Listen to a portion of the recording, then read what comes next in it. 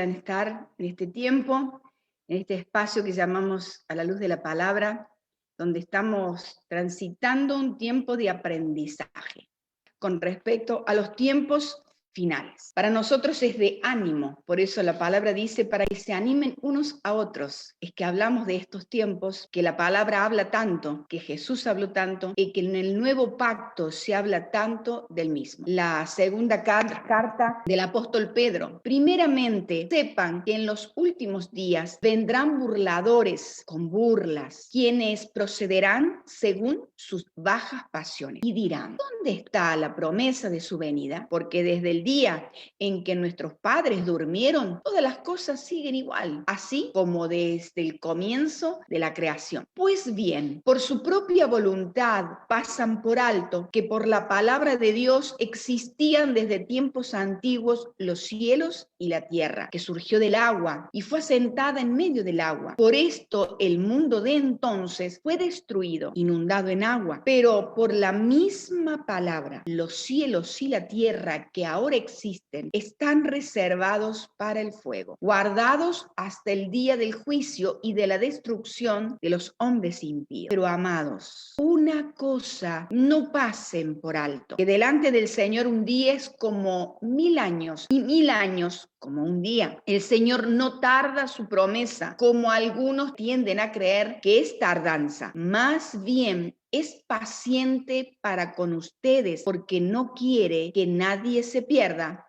sino que todos procedan al arrepentimiento. Pero el día del Señor vendrá como ladrón en la noche. Entonces los cielos pasarán con grande estruendo, los elementos ardiendo serán deshechos, y la tierra y las obras que están en ella serán consumidas. Ya que todo esto será deshecho, ¿no deberían ustedes vivir de una manera santa y dedicados a Dios y esperar con ansias la venida del Señor? Ese día los cielos serán deshechos por el fuego y los elementos se fundirán por el calor de la llama. Entonces, esto de saber de los tiempos finales nos insta a santificarnos y a ocuparnos de predicar para que muchos sean salvos. Un capítulo muy profético, altamente profético con respecto a los tiempos finales, es el libro de Daniel, que lo hemos venido hablando en estos días, y habla desde la orden que dio un rey. Dice que la orden fue dada desde la semana séptima, la semana 62, que fueron las 62 semanas anterior a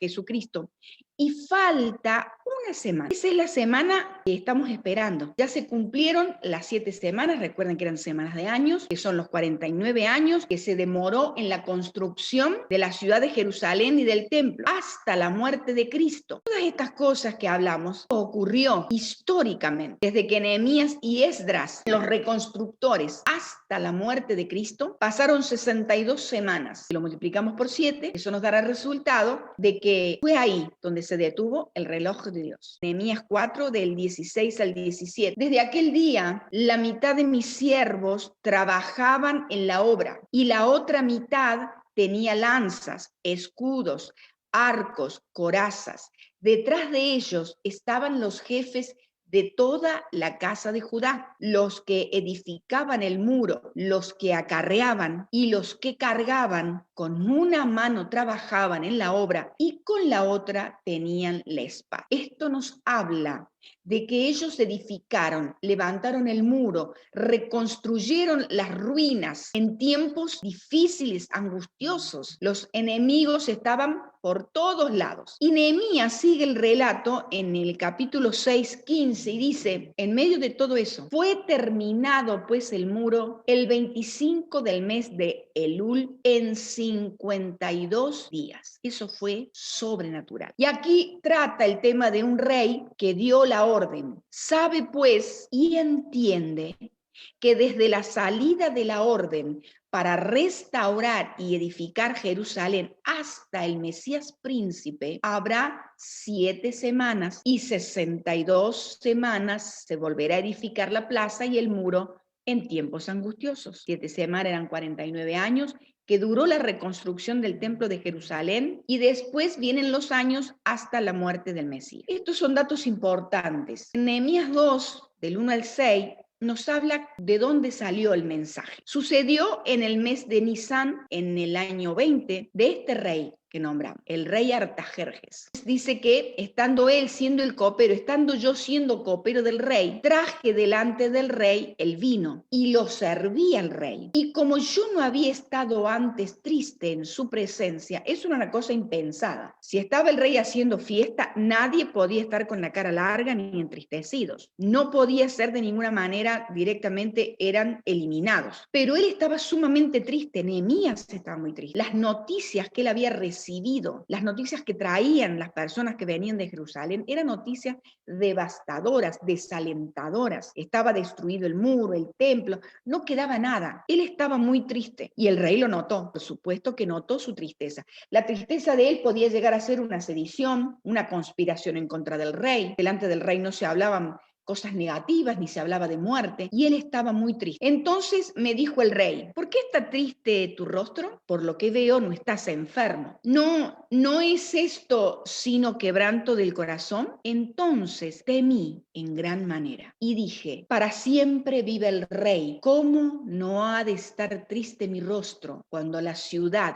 casa de los sepulcros de mis padres, está desierta y sus puertas consumidas por el fuego? Me dijo el rey: ¿qué cosa pides? Entonces oré al Dios de los cielos. Tiene que haber sido un tiempo de oración rápido. Estaba sirviéndole al rey y de repente el rey le dice: ¿qué necesitas? Y él empezó a orar al Dios de los cielos. Y le dije al rey: si le place al rey y tu siervo ha hallado gracia delante de ti, envíame a Judá, a la ciudad de los sepulcros de mis padres, y la reedificaré. Recuerden que en ese entonces los reyes, en este caso el rey de Artajerjes, como todos los reyes que estaban en ese tiempo gobernando, ellos le daban más importancia a los muertos que a los vivos. Por eso Nehemías, entendiendo que el rey le iba a dar más importancia a la situación, si él hablaba de que en ese lugar donde estaban sepultados sus mayores, había sido destruido y quemado. Entonces el rey me dijo, y la reina estaba sentada junto a él: ¿cuánto tiempo durará tu viaje? Y le pregunté: ¿y cuándo vas a volver? Y agradó al rey enviarme después que yo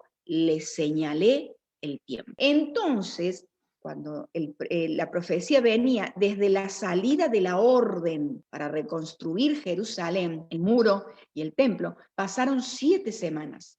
Después de esto, hasta la muerte de Cristo, pasaron 62 semanas más las 7 de reconstrucción. Eso suma 69. Falta una semana. ¿Dónde está esa semana? Esto es muy importante recordarlo. De eso habla el ángel cuando le habla a Daniel, de las 70 semanas de Daniel. Y por otra semana, esa semana que nos falta, esa semana que va a venir en algún momento, la gran tribulación, confirmará el pacto a muchos, y a la mitad de la semana, 3 años y medio, hará cesar el sacrificio y la ofrenda. Después, con la muchedumbre de las abominaciones, vendrá el desolador hasta que venga la consumación y lo que está determinado se derrame sobre el desolador. El apóstol Pablo habló mucho de los tiempos finales, así como se habla de que todo ojo lo verá. En la segunda carta a los tesalonicenses 2, del 1 al 3. Hermanos, con respecto a la venida de nuestro Señor y nuestra reunión con Él,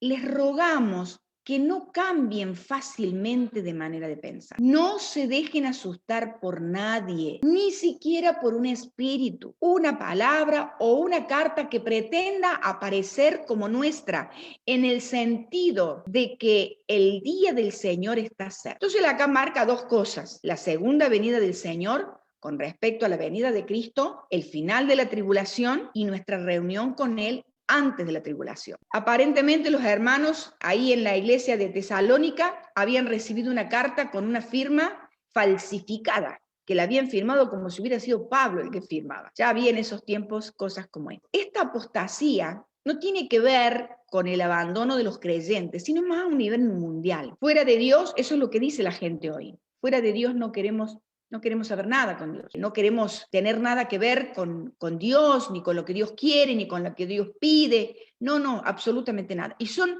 expresiones explícitas, groseras, insolentes en contra de Dios. Lo hemos podido ver en este tiempo con manifestaciones que son todas en contra de la palabra de Dios, de los principios, de lo que Dios ha establecido. El Salmo 2, del 2 al 3 lo dice: los reyes de la tierra hacen alianza, los caudillos se declaran en contra del Señor y de su Mesías, y dice: vamos a quitarnos sus cadenas, vamos a librarnos de sus ataduras. Esas son las expresiones que en este tiempo hemos estado escuchando en todos los relatos que hemos visto a lo largo de lo que fue este tiempo, no solamente en el 2020, viene de hace mucho tiempo, solo que recrudeció la expresión en contra de Dios. Todo es en contra de Dios. Lo que ellos piensan es: nos deshagamos de todo lo que huela a Dios. Nos tenemos que deshacer de todo lo que tiene que ver con Dios. Esto es lo que habla de una apostasía a nivel mundial. Entonces Pablo le sigue diciendo: de ninguna manera se dejen engañar, porque ese día no vendrá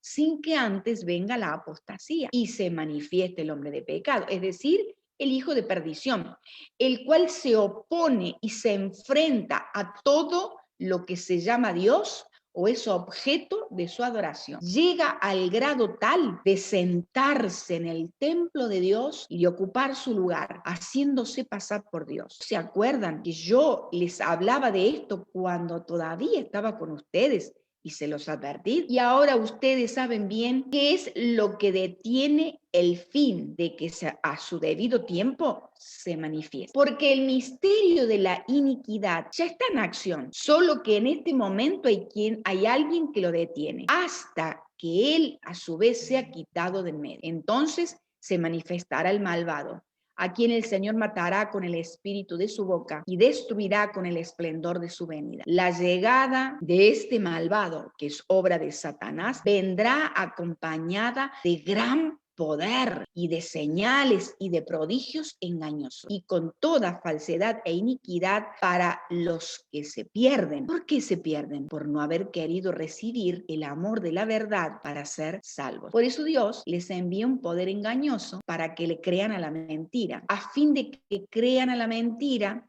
a fin de que sean condenados todos los que, lejos de creer a la verdad, se deleitaron en las mentiras y en las injusticias. Partimos de la base de que todos estamos aprendiendo, así que vamos tranquilos, vamos a ir despacio, porque estos asuntos son serios y no le podemos hacer decir a la Biblia cosas que la Biblia no ha dicho. Entonces es importante saber sobre los tiempos finales, porque las personas están viendo por lo que estamos aprendiendo que todo lo primero se cumplió al pie de la letra. Por consiguiente, lo segundo se cumplirá de igual modo. Muchísimas gracias.